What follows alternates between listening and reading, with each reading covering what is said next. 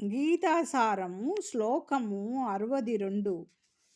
ధ్యాయతో విషయాన్ పుంసః సంగస్తేషూపజాయతే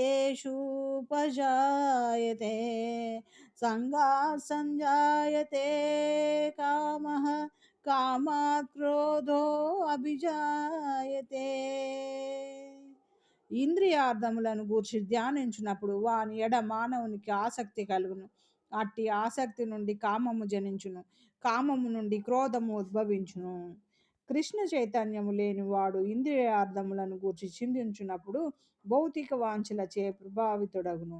వాస్తవమునకు ఇంద్రియములకు మంచి కార్యక్రమములు ఎల్లవేళలా అవసరము. శ్రీకృష్ణ భగవానుని ప్రేమయుక్త సేవయందు వాటిని వినియోగించినచో అవి భౌతిక వస్తు సేవలో తప్పక నెలకొనదలుచును.